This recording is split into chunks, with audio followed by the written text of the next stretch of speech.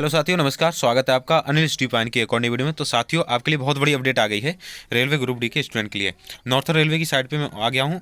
इसको आप वेबसाइट पे विजिट कर सकते हैं। लिंक डिस्क्रिप्शन बॉक्स में दे रखा है। यहाँ से डाउनलोड करेंगे इस नोटिस को और उसके बारे में पूरी जानकारी बताएंगे।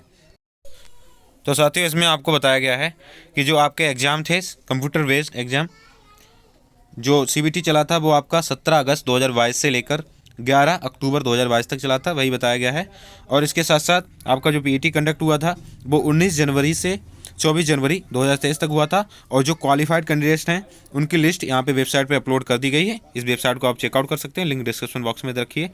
इसके साथ साथ बताया गया कि the list of candidate to be called for document verification medical examination की लिस्ट है, बहुत जल्दी जारी कर दी जाएगी। और जो डॉक्यूमेंट वेरिफिकेशन मेडिकल है आपका 13 फरवरी से स्टार्ट होने वाला है। सबसे बड़ी अपडेट आप साथियों के लिए जो दिल्ली वाले हैं, नॉर्थर्न रेलवे से हैं, उन सभी साथियों के लिए। इसके साथ साथ यहाँ पे आपको निर्देश दिए गए हैं और इसमें बताया गया है कि जो आपका कॉल लेटर वगैरह है वो बहुत जल्दी ही वेबसाइट पर अपलोड कर दिया जाएगा। आप वेबसाइट पर विजिट करते रहें डॉक्यूमेंट वेरिफिकेशन के लिए।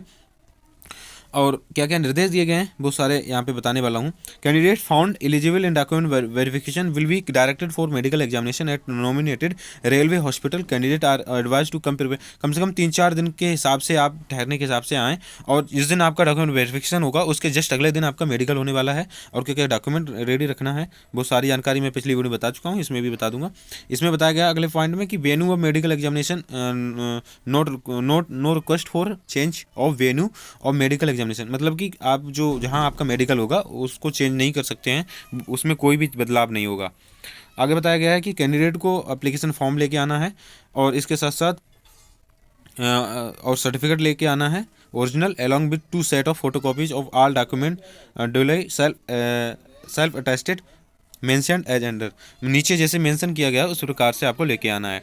नंबर 4 बताया गया है marksheet and certificate of all educational technical qualification mention in आपने जो जो एप्लीकेशन फॉर्म में लगाया है वो मार्कशीट और सर्टिफिकेट आपको लेके जाना है ना। इसके साथ साथ बताया गया है कि गैजेट नोटिफिकेशन एंड और any legal document in case of formal, अगर आपने कोई भी चेंजेस किया है उसमें अपने डॉक्यूमेंट में तो वो आपको दिखाना पड़ेगा। यहाँ पे कोई भी चेंज किया है तो वो आपको लेके जाना है। इसके साथ साथ यहाँ पे अगर आपने आईटीआई कर रखी है तो वो आपको यहाँ पे सर्टिफिकेट लेके जाना है। SCVT certificate year semester wise जो भी होगा आपके पास वो लेके जाना है अगर आपने लगाया है।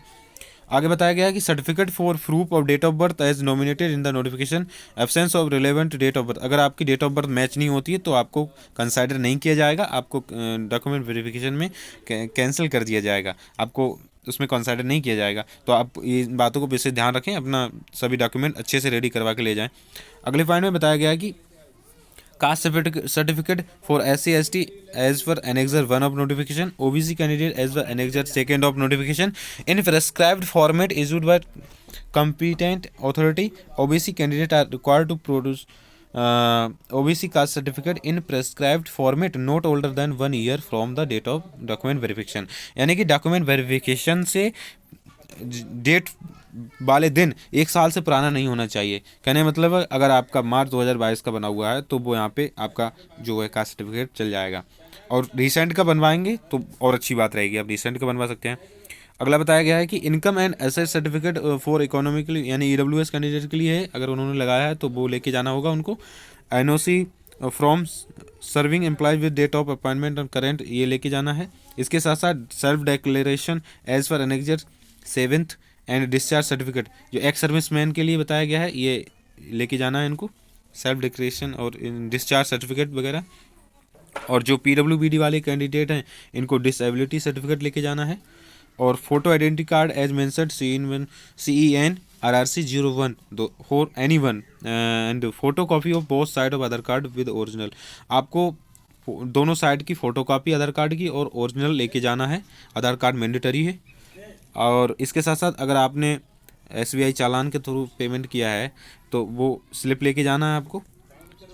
और income certificate for waiving examination fee for economically backward classes as the annexure 3rd, ये है बताया गया है। और ये ट्रांसजेंडर के लिए बाकी सभी यही जानकारी है। तो और इसके साथ साथ क्या किस प्रकार से डॉक्यूमेंट बनवाने हैं, ये एक सेकेंड, एक ये बहुत ज़्यादा ज़रूरी है कि half portion of E admit card for CBT and PET। कहने का मतलब है जो आपका कंप्यूटर बेस्ड एग्ज़ाम हुआ था और जो PET अभी हुआ था जनवरी में, उसकी कॉपी होगी आपके पास, उसका हाफ पोर्शन आपको यहाँ पे लेके जाना है डॉक्यूमेंट वेरिफिकेशन के लिए। इसमें साफ साफ इन्होंने बता दिया है।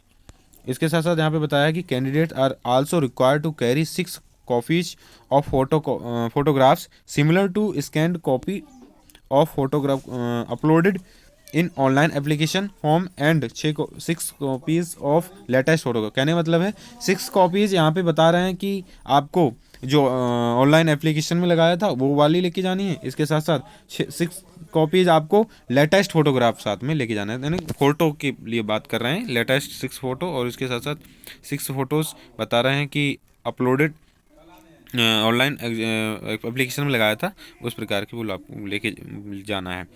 और इसके साथ साथ बता रहे हैं candidate must strictly avoid by the instruction given by DV functionally document verification will be followed by medical examination only for those candidate as for the found the screening committee. कहने का मतलब है जो डॉक्यूमेंट वेरिफिकेशन में सही पाए जाएंगे, हाँ, वही उन्हीं का ही यहाँ पे मेडिकल होने वाला है। अगर डॉक्यूमेंट वेरिफिकेशन फेल हो गए तो उनको कंसिडर नहीं किया जाएगा। और अगले पॉइंट में बताया गया डॉक्यूमेंट वेरिफिकेशन की डेट या फिर सेंटर आपका बिल्कुल चेंज नहीं किया जाएगा। अगर आप कोई रिक्वेस्ट करेंगे तब भी चेंज नहीं किया जाएगा। इन बातों का आपको विशेष ध्यान रखना है। ये सारी बातें यहाँ पे बताई गई हैं। इसके साथ साथ आगे बताते हैं साथियों, बाकी जानकारी साथियों आप ऑफिशियल वेबसाइट का लिंक मैंने डिस्क्रिप्शन बॉक्स में दे रखा है, वहाँ से विजिट करके इसको डाउनलोड करके पढ़ सकते हैं, या टेलीग्राम चैनल ज्वाइन कर लें, वहाँ पे सारी अपडेट मैंने दे दी है, इसको अपलोड कर रखा है, वहाँ पे मैंने सारी जानकारी आपको सबसे पहले टेलीग्राम पे मिल जाती है। अब यहाँ पे बात आती है जो सर्टिफिकेट बनेंगे आपके कास्ट सर्टिफिकेट, उसका फॉर्मेट क्या है, तो यहाँ पर ये देख लेंगे आप। इसी पर ही आपको लिखवा के और अटेस्ट करा के लेके जाना है। ये तो रहा आपका यहाँ पे cast certificate for SC ST के लिए है, इस प्रकार का रहने वाला है। और OBC का ये रहा कास्ट सर्टिफिकेट फॉर्मेट,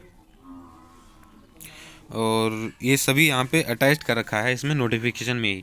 अब वहाँ से देख सकते हैं इसको अच्छे से। इसको मैंने काफ़ी पहले ही टेलीग्राम पर भी अपलोड कर दिया है, जो साथी नहीं जुड़े हैं फटाफट ज्वाइन कर लें।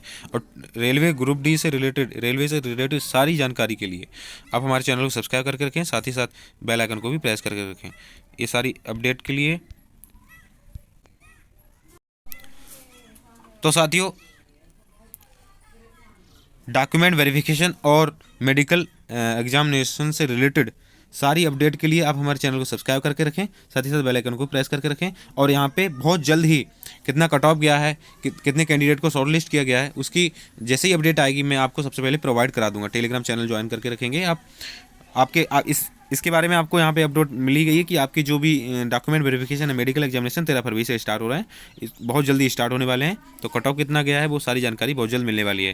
तो उम्मीद करते हैं आज की अपडेट आपको पसंद आई होगी। पसंद आई हो अपने सभी साथियों से शेयर करें, साथ ही साथ चैनल पर पहली बार विजिट करें, सब्सक्राइब करके रखें। फिर मिलते हैं अगली अपडेट में, तब तक के लिए धन्यवाद। जय हिंद, वंदे मातरम।